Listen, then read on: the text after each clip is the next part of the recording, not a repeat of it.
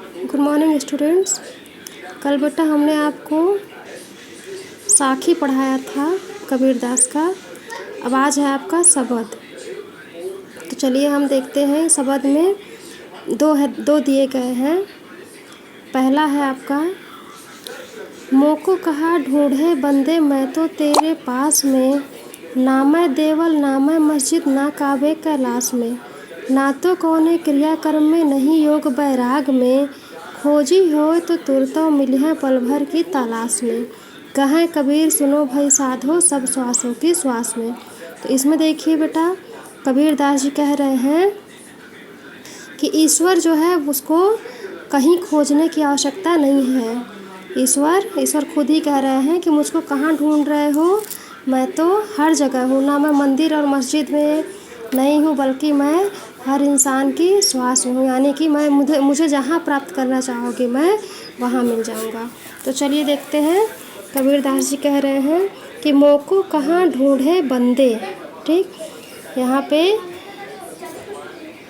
एक तरह से ईश्वर कह रहे हैं कबीरदास के शब्दों में, मतलब उन्होंने कहा कि ईश्वर कह रहे हैं कि हे भक्तों, बंदे मतलब हो गया भक्तों, हे भक्तों मुझे कहाँ ढूंढ रहे हो, मैं तो तेरे पास में, मैं तो तुम्हारे पास ही हूँ, ना मैं देवल ना मैं मस्जिद, ना तो मैं देवल यानी कि मंदिरों में हूँ और ना मैं मस्जिद में हूँ और ना काबे और कैलाश में। अब देखिए, ना मैं काबे में हूँ और ना ही कैलाश में। काबा क्या होता है कि जैसे हमारे यहाँ कैलाश जो है वो धार्मिक स्थल है, उसी तरह मुस्लिम के लिए काबा होता है। ठीक, तो ना मैं काबे में हूँ और ना ही मैं कैलाश में हूँ, ना तो कौन क्रियाकर्म में, ना मैं किसी क्रिया और कर्म यानी कि कोई भी क्रिया या कर्म करने से अगर सोचोगे कि मुझे प्राप्त कर लोगे तो मैं उसमें नहीं हूँ, और न ही योग वैराग में, और ना ही मैं योग और वैराग में हूँ, या मतलब योग करने से मुझे नहीं प्राप्त कर पाओगे, या फिर वैरागी जीवन जीने से मैं नहीं मिलूँगा। खोजी होए तो तुरतो मिलिह पल भर की तलाश में। हे भक्तों, अगर वास्तव में आप मुझे खोजना चाहोगे, मुझे प्राप्त करना चाहोगे, खोजी होए तो तुरतो मिलिह, अगर आप मुझे खोजना चाहोगे तो मैं तुरंत मिल जाऊंगा। पल भर की तलाश में, केवल पल भर की ही खोज में, पल भर की ही तलाश में मैं आपको प्राप्त हो जाऊंगा। कहें कबीर सुनो भाई साधो सब श्वासों की श्वास में।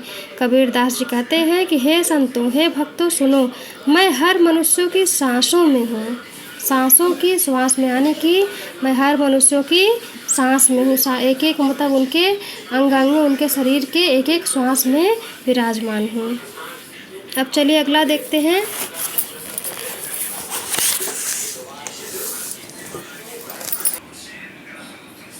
अब दूसरा है आपका, संतो भाई आई ज्ञान की आंधी रे, भ्रम की टाटी सबह उड़ानी माया रह न बांधी, हिति चित्त की द्वैधूनी गिरानी मोह बलिंडा टूटा, तृष्णा छानी परी घर ऊपर कुबद का भांडा फूटा, जोग जुगत कर संतो बांधी निरचु चुवन पाणी, कूड़ कपट काया का निकस्या हरि की गति जब जाड़ी, आंधी पीछे जो जल बूठा प्रेम हरिजन भीना, कहे कबीर भान के प्रगटे उदित भया तम खीना।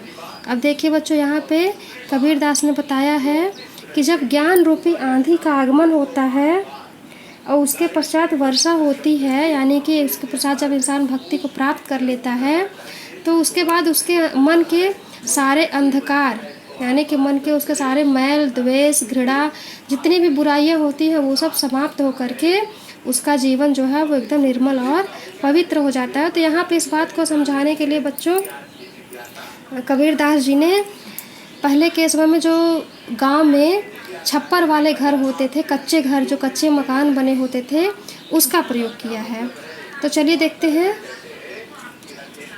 कि अब यहाँ पे कवि कह रहे कि संतो भाई आई ज्ञान की आंधी रे, कि हे संतो यानी कि हे भक्तो भाई, ज्ञान की आंधी आ चुकी है, भ्रम की टाटी सबह उड़ानी माया रह न बांधी, आंधी के आने से भ्रम रूपी भ्रम की टाटी सबह उड़ानी यानी कि सभी प्रकार का भ्रम रूपी छप्पर उड़ चुका है, माया रह न बांधी, और माया रूपी डोर जिससे वो छप्पर बंधा हुआ था अब वो पूरी तरह से खुल चुका है, हिति चित्त की द्वैथूनि गिरानी। हम हिति चित्त यानी कि जो चित्त पर, ठीक, यानी कि मनुष्य के जो दिमाग पर, हमारे दिमाग पर जो दोनों खंभा, द्वैथूनि, थूनि मतलब होता है खंभा, जो दोनों खंभे पड़े हुए थे वो गिर चुके हैं, ठीक, यानी कि जिससे हमारा जो छप्पर होता है टिका रहता है, तो वो छप्पर अब गिर चुका है आंधी के आने से। यानी कि मनुष्य के दिमाग पे जो छप्पर पड़ा हुआ है मोह माया का, वो गिर चुका है। मोह बलिंडा टूटा, और मोह रूपी बलिंडा टूट चुका है, यानी कि हमारे दिमाग पे जो मोह बंधा हुआ था वो टूट चुका है, समाप्त हो चुका है। तृष्णा छान परी घर ऊपर। अब यहाँ पे देखिए तृष्णा यानी कि लालच, ठीक, तो घर के ऊपर यहाँ पे हो गया तृष्णा छानी परी घर ऊपर। घर के ऊपर जो छप्पर पड़ा था वो भी उड़ चुका है, आंधी के आने से उड़ चुका है। तो यहाँ पे हो गया घर का मतलब हो गया घर ऊपर यानी कि शरीर के ऊपर। तो मनुष्य के शरीर के ऊपर जो लालच रूपी छप्पर पड़ा था वो आंधी के आने से यानी ज्ञान के आने से उड़ चुका है। कुबुद्धि का भांडा फूटा, और जो हमारी बुद्धि कुबुद्धि हो चुकी थी, जो मतलब जिस बुद्धि में अब कुछ समझ में नहीं आ रहा था, जो बुरी हो चुकी थी, उसका भांडा फूट चुका है। क्यों फूट चुका है? ज्ञान के आने से, ज्ञान की आंधी आने से। जोग जुगति कर संतो बांधी। अब कुछ योग और उपाय करके, जुगत मतलब होता है जुगाड़ करके, ठीक, तो जुगाड़ करके संतों ने उसको बांधा, मतलब फिर से, यानी कि जब आंधी आई है सब कुछ टूट टाट चुका है तो संतों ने उसको फिर से उपाय करके जुगाड़ करके बांधा है।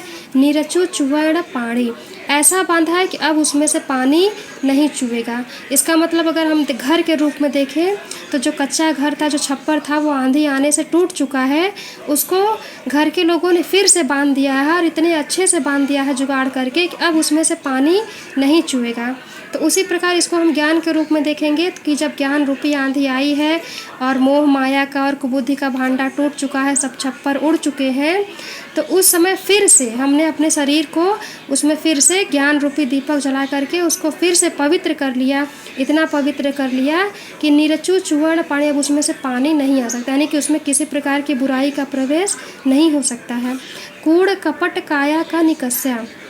अब देखिए कि उस शरीर में से कूड़ कपट काया का निकस्या, यानी कि उस घर में से कूड़ा, जो पूरी तरह कूड़ा था, गंदगी थी, वो पूरी तरह से निकल चुकी है।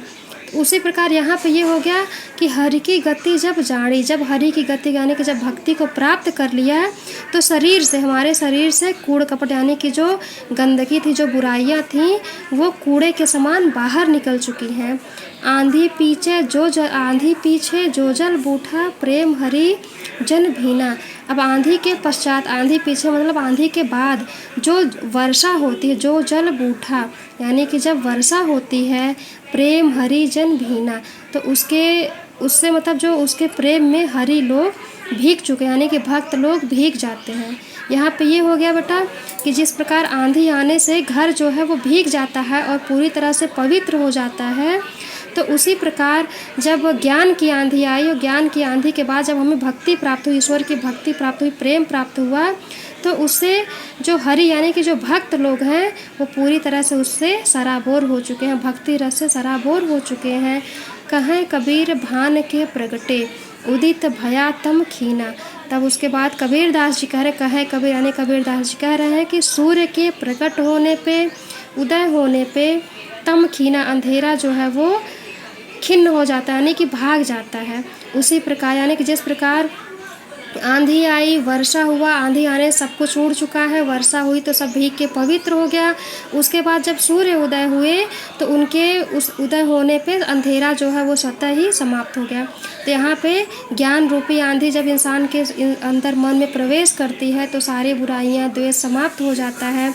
उसके बाद भक्ति रूपी वर्षा से मन पवित्र हो जाता है, और उसके बाद जब ज्ञान मतलब जिस प्रकार सूर्य उदय होता है तो उसी प्रकार हमारे अंदर भक्ति का ज्ञान जब प्रकट होता है तो हमारी सारी बुराइयाँ, सारा अंधकार जो है वो समाप्त हो जाता है और मनुष्य एक तरह से पूर्ण रूप से पवित्र हो जाता है और ज्ञान में लिप्त हो जाता है।